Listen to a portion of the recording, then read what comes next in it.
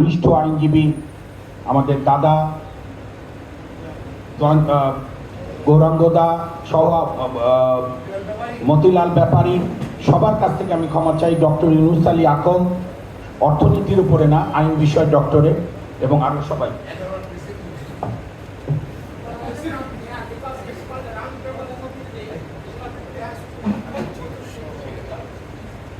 আমরা একেবারেই শেষ পর্যায়ে।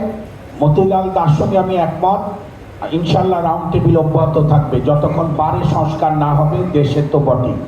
একেবারেই শেষ পর্যায়ে আমি মার্জনা করে অনুরোধ করব জনাব আমাদের বারের বিচারপতিদের পদত্যাগ অপসারণ আন্দোলনের অন্যতম সুযোগ্য সংগঠক, একেবারেই 2 মিনিটের মধ্যে তার প্রতিক্রিয়া দেওয়ার জন্য অনুরোধ জানাবো সুপ্রিম কোর্টের সিনিয়র সদস্য অ্যাডভোকেট মহসিন রশিদ সাহেব, তারপরে সাইফুল ভাই এবং মান্না ভাইয়ের মাধ্যমে আমরা সভা শেষ করব।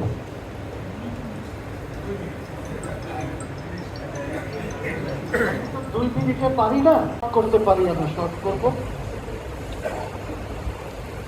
1 নম্বর কথা হচ্ছে যে গণতন্ত্র অথবা যাই বলেন না কেন, কিচ্ছুই চলবে না যদি দেশে আইনের শাসন না থাকে।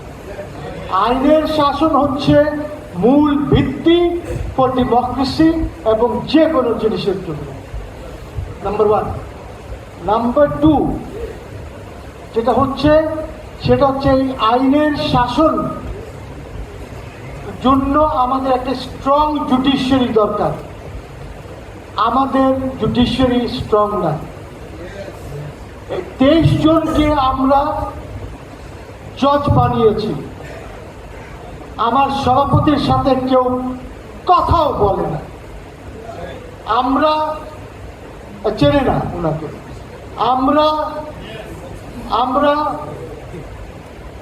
বাংলাদেশ মুসলিম লীগের তরফ থেকে অলরেডি কনস্টিটিউশনাল অ্যামেন্ডমেন্টসের আউটলাইন দিয়েছে, যার মধ্যে একটি জুডিশিয়াল কমিশনের কথা বলা আছে।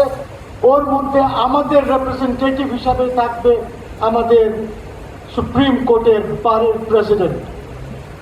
আমরা আউটলাইনে বলেছি যে আমি 4টি কাউন্সিল প্রস্তাব করেছি। একটি হচ্ছে কাউন্সিল অফ উলেমাস, একটি হচ্ছে, আমি বিস্তারিত বলছি না, জাস্ট কাউন্সিলগুলি বলছি, council of minorities, council for the tribals এবং কাউন্সিল ফর ন্যাশনাল সিকিউরিটি। এবং ন্যাশনাল সিকিউরিটিকে কিছু দায়িত্বের কথা বলা হয়েছে। আমরা চেয়েছি রাষ্ট্রপতি অ্যাডাল্ট ফ্র্যাঞ্চাইজের বেসিসে সরাসরি ইলেক্টেড হবেন এবং পার্লামেন্টের সাথে উনি শেয়ার করবেন পাওয়ার। এই প্রস্তাবটি দেওয়া হয়েছে কনস্টিটিউশনে ব্যালেন্স আনার জন্য। আমরা জুডিশিয়ারির সম্বন্ধেও বলেছি, আমরা ফান্ডামেন্টাল রাইটসের সম্বন্ধে বলেছি, বিকজ এই মুহূর্তে যে সংবিধান নিয়ে আমরা কাজ করছি এইখানে আমাদের কোনো ফান্ডামেন্টাল রাইটস নাই। সবগুলি বলা আছে আইন দ্বারা নিয়ন্ত্রিত হবে। আমার যা রাইট এখানে বলেছে আইন দ্বারা। তো এই সংবিধান ইজ ডিফেক্টিভ। এই সংবিধান রচনা করা হয়েছে কলকাতায়, ব্যারিস্টার সুব্রত রায় চৌধুরী লিখেছেন এই সংবিধান। আমাদের এই 40 জন লেখে না। No, barrister Subrata Roy Chowdhury, not miss Subrata. এবং এটা রচনা করা হয়েছিল একজন ব্যক্তিকে সামনে রেখে। আপনারা দেখবেন যখন পার্লামেন্টারি ফর্ম হয়, দেখেন প্রথমত আমরা ছিলাম প্রেসিডেন্সিয়াল, বঙ্গবন্ধু ছিলেন প্রেসিডেন্ট, রিপাবলিকের। Shut up, please shut up. When somebody speaks, shut up. Bangabandhu প্রথমে হলেন এই দেশের প্রেসিডেন্ট, পরে হলেন প্রধানমন্ত্রী, আবার হলেন প্রেসিডেন্ট, এবং যারা 90 পরে আসলেন তারা আবার পার্লামেন্টারি ফর্মে গেলেন। এই যে হচপচ আছে কনস্টিটিউশনে, এই কারণে আমাদেরকে নতুন সংবিধান লিখতে হবে।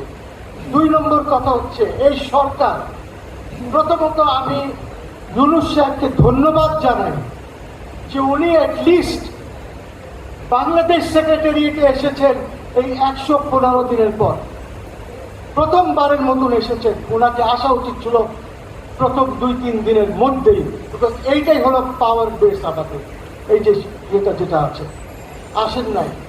আপনার হোম মিনিস্টার, হোম অ্যাডভাইজার কোনো কাজ করছেন না। আজকে জানেন ল অ্যান্ড অর্ডার সিচুয়েশন কত খারাপ। আমাদের অনেক রাজনৈতিক দল আছে ছোট বড় মিলিয়ে, যারা চাঁদাবাজি করছে। এক দলের নেতা এখানে ছিলেন কিছুক্ষণ আগে, উনার দল একটি নিউজ পেপার, একটি পত্রিকার অফিসে গেছে, ছোট পত্রিকা, বসে থেকে 2 লক্ষ টাকা ওনার থেকে নিয়ে এসেছে। আমরা জানি কোথায় কি হচ্ছে। এই কারণেই আমি বলি যে আমাদের বিএনপি যে ইলেকশনস ডিমান্ড করছে তারা কিন্তু সঠিক আছে, বিকজ এই ইউনূস সরকার ফেল করছে, রাষ্ট্র ডুবে যাচ্ছে। এই কারণে এটাকে ঠিক করতে হলে আমাদেরকে ইলেকশনে যেতে হবে, কিন্তু কিভাবে যাব? কিছু রিফর্মস করে যেতে হবে। এই সরকারকে উচিত ইমিডিয়েটলি একটি রিফর্মসের রোডম্যাপ, ইলেকশনের রোডম্যাপ দেওয়া, যে কতগুলি সংস্কার করবেন, করে তারপরে তারা ইলেকশনে যাবে। আপনি দেখেন যাদেরকে ধরে এনে আইসিটিতে দেওয়া হচ্ছে, যদি প্রপার জুডিশিয়ারি হয় তাহলে এরা সব বেরিয়ে যাবে, কোনো কিছু পারবেন না, খালাস হয়ে যাবে। যেটা মূল দরকার, এই সরকার কি করছে আমি জানি না। ইকোনমিক ক্রাইমস যেগুলি হয়েছে এই দেশে, ওই যারা করেছে, যেমন সালমান আছে, ব্যাংকের ম্যানেজিং ডিরেক্টরসরা আছেন, ডাইরেক্টরসরা আছেন, আপনার সবাই কথা বলছে, যেমন রেগুলেটরি অথরিটি আছে, বাংলাদেশ ব্যাংকের গভর্নর আছেন, যেমন সিকিউরিটিজ অ্যান্ড এক্সচেঞ্জ কমিশনের চেয়ারম্যান ছিলেন, যারা ছিলেন, কেউ 10 বছরও ছিল। আপনার ইডরা যে আছে, এদের they are all responsible for economic crimes, এবং ইকোনমিক ক্রাইমসের আইন করা দরকার, ট্রাইব্যুনাল করা দরকার, এবং দ্রুতভাবে এইগুলি করে ওদেরকে শাস্তি দেওয়া দরকার। যদি সেটা না করেন, আপনি কোথাও যাবেন না, আপনি যেখানে আছেন এইখানেই থাকবেন। বন্ধুগণ, এই কারণে আমি বলি যে আমাদেরকে আইনের শাসনের দিকে যেতে হবে। সেটা যদি সঠিক করতে পারি, আপনার গণতন্ত্র চলবে, ইলেকশনও চলবে। সকলকে অসংখ্য ধন্যবাদ।